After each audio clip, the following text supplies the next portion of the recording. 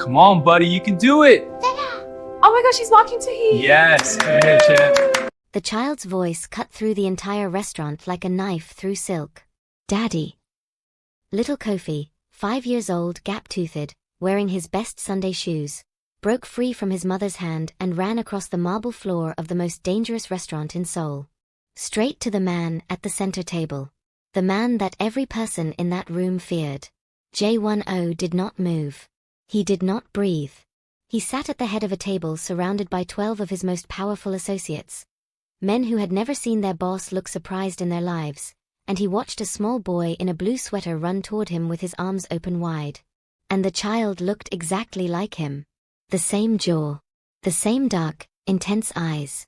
The same way his brow sat heavy over his gaze. Serious, searching, beautiful. Every single person in that restaurant went still. Amara Mensah stood frozen by the entrance. Her handbag slipped from her shoulder. Her heart, the one she had spent 4 years teaching herself to close, cracked straight down the middle. She had not planned this. She had not planned any of this. She had walked into this restaurant because her client meeting was on the second floor and she did not know, she could not have known, that J10 would be sitting right there. Right there. After 4 years of silence. After 4 years of building a wall so high and so thick that even she could not see over it anymore. And now her son, their son, was climbing into the lap of the most powerful man in Seoul. Calling him daddy. Like he knew. Like he had always known. Before we begin, if this story touches your heart, hit that like button and subscribe so you never miss a story. Drop in the comments where you are watching from. I read every single one. Now let's get into this story. Amara Mensah had a rule. Never return to places that broke you. She had followed that rule faithfully for 4 years. She had packed her life into 2 suitcases, flown from Seoul back to Accra, sat in her mother's kitchen and cried until she had nothing left. And then she had stood up, straightened her back and built something new. She was Ghanaian. Ashanti, specifically. And Ashanti women did not stay on the ground. They got up, they tied their cloth tighter, and they kept moving. She had built a boutique interior design firm that now had clients across West Africa and Southeast Asia. She had raised a son who was brilliant and kind and far too handsome for his age. She had a life. A good one. A real one. She had not needed Seoul. She had not needed him. And then her biggest client, a Korean hospitality group opening a luxury hotel in Accra, had requested she fly to Seoul to finalize the design concept in person. And her business partner Joyce had looked at her across the desk and said, Amara, this is 40 million cedis. You are getting on that plane. So she had gotten on that plane.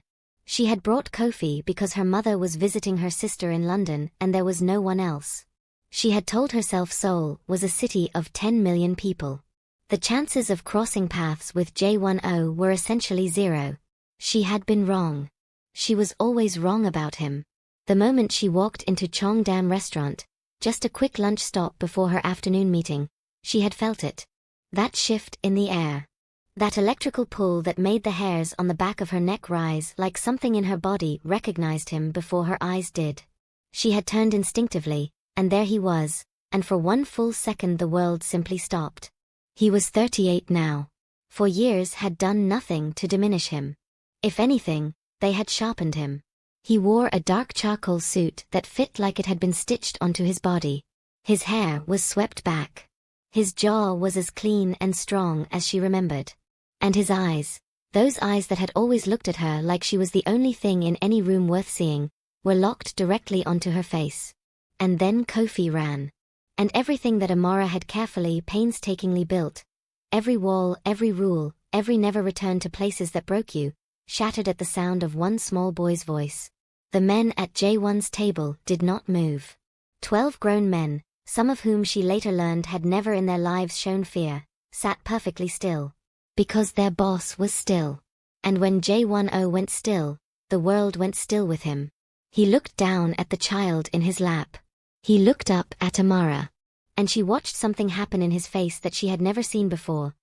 Not even in those early days when they were falling in love and the world was softer and nothing had gone wrong yet. She watched J10, feared, powerful, untouchable, look like he might come apart completely. His voice, when it came, was barely above a whisper. How old is he? Amora's chin lifted. Her jaw set. Because she was Ashanti and she did not crumble in public. Not even now. Not even with her heart beating so hard she could feel it in her teeth. 4, she said. He will be 5 next month. The math was not complicated. Everyone at that table was doing it. Jae-won looked back at the boy. At the jaw that mirrored his. At the eyes that were unmistakably, undeniably his. His large hand came up slowly and settled on Kofi's small back like he was afraid the child might disappear if he moved too fast. What is his name? Jae-won asked. Kofi Mensah, Amara said clearly. The name she had given their son. Her name. Her people. Her choice. Jae-won closed his eyes for exactly 3 seconds. When he opened them, they were wet. Kofi, he repeated quietly, like the word was sacred. And Kofi, sweet, fearless, impossible Kofi, patted Jae-won's cheek with his small hand and said, very seriously, your face is scratchy. And Jae-won, oh, the man every person in Seoul was afraid of, laughed. A real laugh. A broken, overwhelmed, helpless laugh that nobody at that table had ever heard from him before. Amara pressed her hand flat against her stomach because if she did not hold herself together right now she was going to fall apart in the middle of this restaurant, and she had not survived 4 years of heartbreak and single motherhood and 40 million CD contracts to fall apart in Seoul. Not today. But God help her. He was beautiful when he laughed. He had always been beautiful when he laughed. And she had spent 4 years trying to forget it. Jae-won cleared the restaurant in under 4 minutes. Not loudly. He never did anything loudly. He simply looked at his head of security, a quiet mountain of a man named Director Shin, and said 2 words in Korean.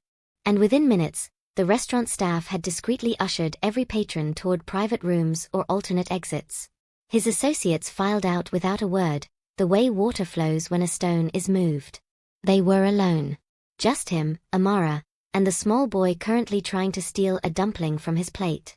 Kofi, Amara said sharply. It looks good, Mama. Kofi said this without any guilt whatsoever. Jae-won slid the entire plate in front of him without a word. Amara looked at the ceiling. Do not reward that behavior. He's hungry, Jae-won said simply. He ate 45 minutes ago. He's a growing boy. He is your child and that explains everything about him, she muttered under her breath, and then immediately pressed her lips together because she had just said your child out loud and now those 2 words were floating in the air between them like an accusation and a confession at the same time. Jae-won looked at her steadily. Sit down, Amara. I don't take orders from you. Please, he said. Just that. 1 word, quiet and stripped of everything. No power, no command, just a man asking. She sat. Because she was tired and because her legs were shaking and because the please surprised her. The man she had known 4 years ago had not said please easily. He had been learning. They looked at each other across the table while Kofi demolished the dumplings with absolute dedication. You left, Jae-won said. You gave me reason to. I know. He did not argue it. Did not defend himself. That too surprised her. The Jae-won she remembered had been proud almost to his own destruction. This version of him was something else. Something quieter. I should have come after you. Yes, she said. You should have. I thought, he stopped. Started again. I thought you would be safer without me. She kept her voice dry. How very convenient for you. His jaw tightened. That is not what I meant. I know exactly what you meant, Jae-won. You decided, alone, without asking me, what was best for my life. You made a unilateral decision about a woman who is more than capable of deciding things for herself. And then you call it protection. She tilted her head. Did I miss anything? He was quiet for a long moment. No, he said finally. You didn't miss anything. She had expected him to fight back. She had braced for it, had spent the last 20 minutes rehearsing her arguments while Kofi chatted happily about the fish tank near the entrance. But he didn't fight. He sat there and he took it and he looked at her like she was right, which was somehow far more disarming than any argument he could have made. It was deeply inconvenient. You didn't know, he said. It was not a question. She understood what he meant. About the pregnancy? No. I found out 6 weeks after I was back in Accra. She looked down at her hands. I considered telling you. But you didn't. No. Why? She looked up then, and her eyes were steady even though the rest of her was anything but. Because you had already chosen, J1. You chose this life, this. She gestured at the empty restaurant, the invisible weight of what had just happened, all of it. Over us. I was not going to let you choose whether or not to be in my son's life out of obligation. He deserved better than that. So did I. Silence sat between them. Kofi, completely unconcerned, looked up from the plate. Mama, can I have the one with shrimp? Eat what's on your plate first, baby. Okay. He went back to eating, completely unbothered by the fact that his presence had rearranged the entire universe. J1 watched him. His expression was something Amara could not fully name, grief and wonder and a hunger so deep it almost hurt to look at. His eyes, J1 said softly. I know. He has my grandmother's eyes. Amara said nothing. Because yes. She knew that too.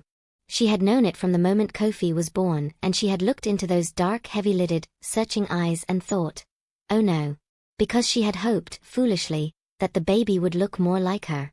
Would give her some distance from the man she was trying so hard to forget. Instead, God had sent her J1's face on a tiny body, every single day, for 4 years. As if the universe wanted to make absolutely certain she never forgot. I want to know him, J1 said.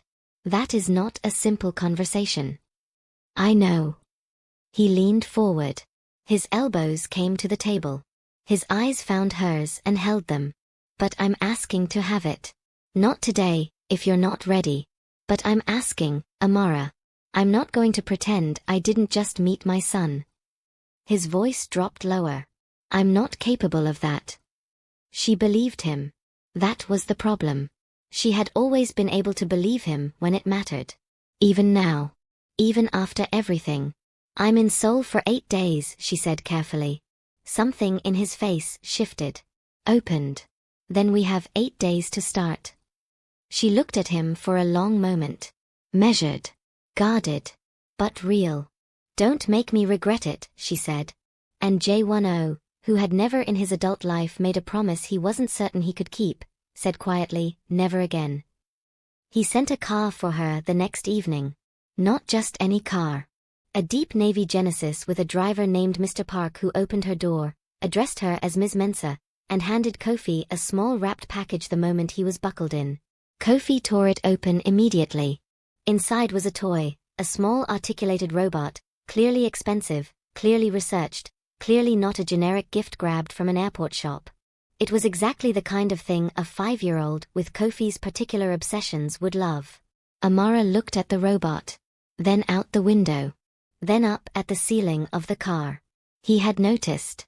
In one afternoon, he had paid enough attention to know what their son would love. Don't you dare, she told her heart firmly.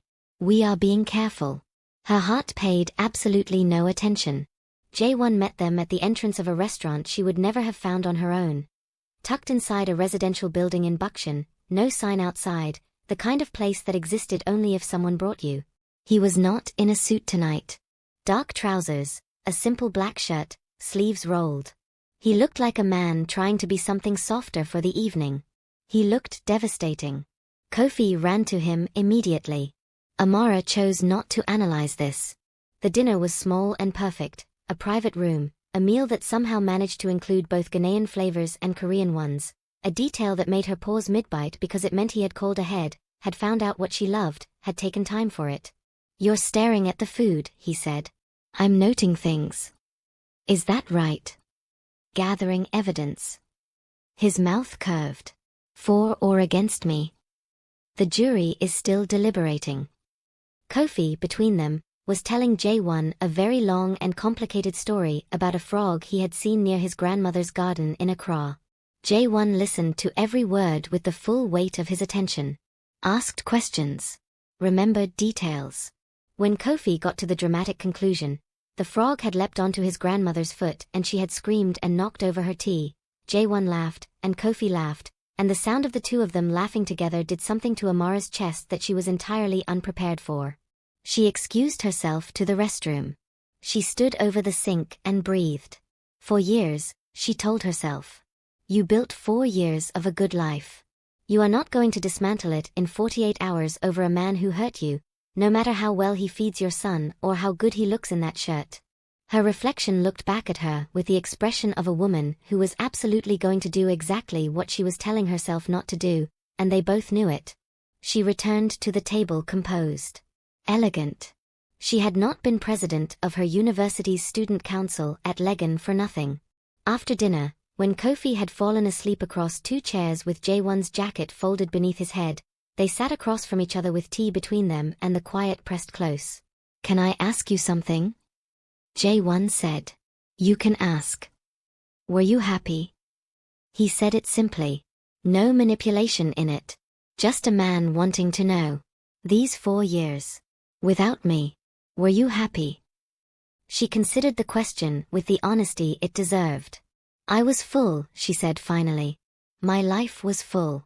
My son, my work, my family. I was not empty. She paused. But there were nights, she stopped. Tell me. She looked at the sleeping boy. At the jacket placed so carefully under his head. There were nights when he would do something. Something new, something funny, something that broke my heart open with how beautiful he was, and I would reach for my phone to call someone. And I never knew who to call. My mother loves me. Joyce loves me. But they didn't. She stopped again. He is yours too. That is a specific thing. There is a specific loneliness in not being able to share that with the person who should have been there. Jaewon's jaw moved. His eyes were very bright. I'm sorry, he said. And it was not a small sorry. It was not a sorry that wrapped itself up cleanly and moved on. It was the kind of sorry that carries weight, that acknowledges damage, that doesn't ask for forgiveness as payment for the apology. She nodded once. They sat in the quiet together. And then he reached across the table, slowly, giving her every opportunity to pull back, and covered her hand with his. She didn't pull back. She turned her hand over and let her fingers close around his. And Amara Mensah, who had not cried once in 4 years, not about him, not about any of it, because there was a child to raise and a business to build and grief was a luxury she could not afford, felt her eyes fill without any warning at all. She did not let the tears fall. But he saw them anyway. And he did not say a word. He simply held her hand tighter. It happened on day 5. They had fallen into something. Not quite what they were before, but something new and careful and threaded through with Kofi's laughter and long walks through Bukshan Hanok village and an afternoon at Gyeongbokgung Palace where Kofi ran ahead of them on the stone path and Jaewon instinctively reached for her hand, and she instinctively let him take it, and neither of them said a word about it. She had started watching him differently.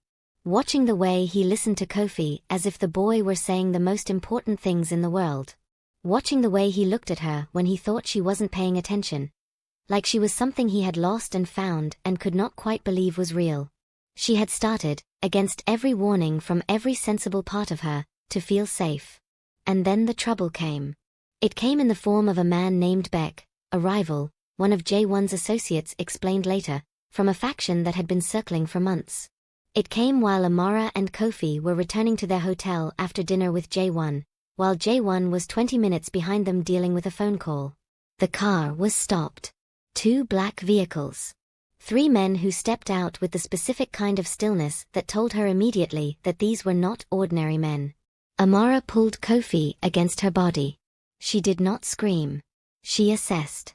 The men did not reach for weapons. One of them, the tallest, crouched to look through the window at eye level with Kofi. The look on his face was not threatening toward the child. It was something else. Calculated. Tell Jaewon, the man said to the driver in Korean, and the driver translated with shaking hands, that the boy is noted. And then they got back in their cars and left. The driver called Jaewon before Amara could find her phone. Jaewon arrived in 7 minutes.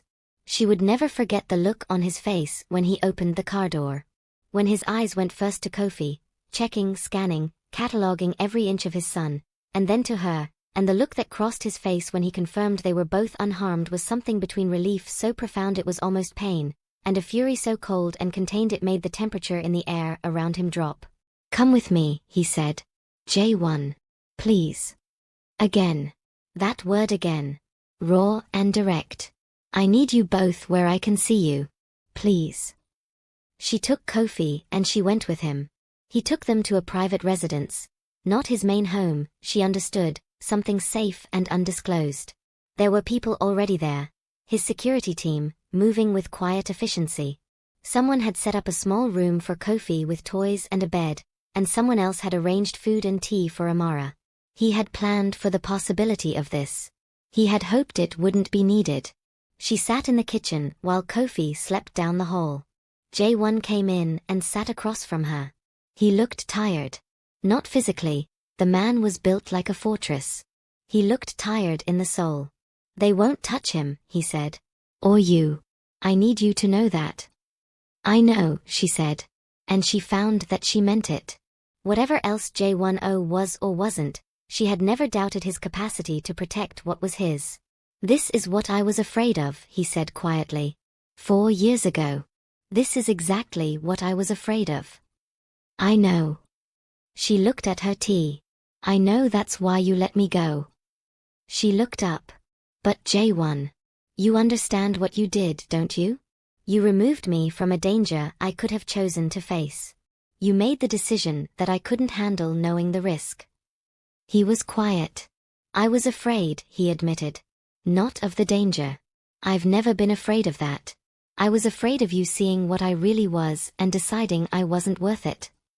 She stared at him. There was the truth. Finally. After all of it. "You idiot," she said softly.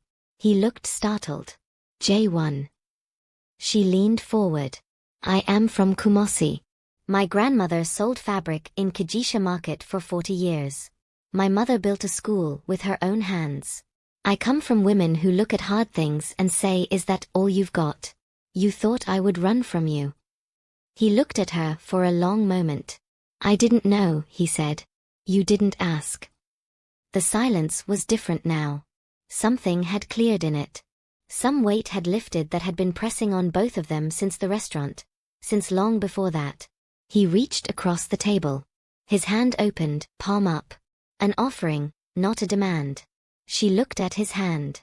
At the man across from her. Complicated, dangerous, imperfect, undeniable. She placed her hand in his. "I'm not going anywhere," she said. "But we do this my way now. No more unilateral decisions. No more deciding what I can handle. We talk. We decide together. Everything." "Everything," he agreed. Without hesitation. She squeezed his hand once. He brought it to his lips and pressed them there, against her knuckles, slow and reverent. And Amara Mensah, who had come to Seoul for a hotel contract, sat in a safe house kitchen in the middle of the night and thought that perhaps some things were meant to find their way back around. The morning was quiet gold. Kofi woke up and informed them both that he was hungry, that the bed was very soft, and that he had decided J1's house was very good and could they please stay. He said this with the absolute confidence of a child who has never once doubted that the world would accommodate him, and J1 looked at Amara with an expression of pure helpless delight that she was beginning to recognize as the specific face he made when Kofi said something that broke him open. She was beginning to collect these expressions. Like pressed flowers. Against her better judgment. Over breakfast, Kofi had requested all the eggs and J1 had made them himself, standing at the stove with his sleeves rolled up in a way that should have been illegal. The boy looked between his parents with the ancient wisdom of a child who understands more than he lets on. "Mama," he said. "Yes, baby." "Is J1 my appa?" The word was Korean. Appa. Father. He had heard it somewhere. From the staff perhaps, from the television in his room. Amara set down her fork. J1 turned from the stove. Kofi looked between them, patient and completely unbothered, waiting for an answer the way only 5-year-olds can, without agenda, without fear, just an honest question that deserves an honest answer. Amara looked at J1. Jae-won looked at Amara. Something passed between them. Not a conversation. Something older and deeper than words. A question and an answer, given and received in a single breath. Yes, baby, Amara said quietly. He is. Kofi nodded, satisfied, and returned to his eggs. Jae-won turned back to the stove. His shoulders were shaking slightly. She realized after a moment that he was crying silently, just breathing through it, facing the stove so neither of them would feel obligated to acknowledge it. She got up from the table, crossed the kitchen, and put her hand on his back. Just that. Just her hand, flat between his shoulder blades, steady and warm. He covered her hand with his. They stayed like that for a moment. The eggs almost burned. Kofi told them both about it. That evening, after Kofi was asleep, they walked in the private garden. The crisis with Beck had been resolved. Swiftly, quietly, in the way Jae-won resolved things. She hadn't asked for details. She had decided she didn't need all of them.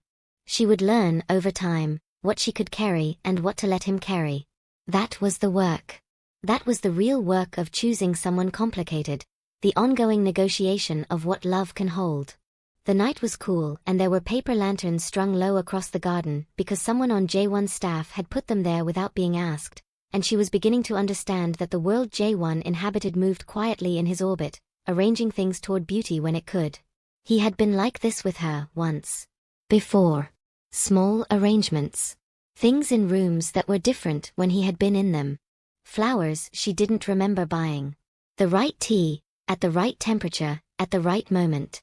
She had missed it more than she'd allowed herself to admit. Amara. She turned. He was looking at her the way he used to. Before anything went wrong. The full weight, nothing held back look that she had never found anywhere else, that she had spent 4 years telling herself she didn't need. I never stopped, he said. Just that. Clear and simple and absolute. I know, she said. I need you to know that I. Jae-won. She stepped toward him. I know.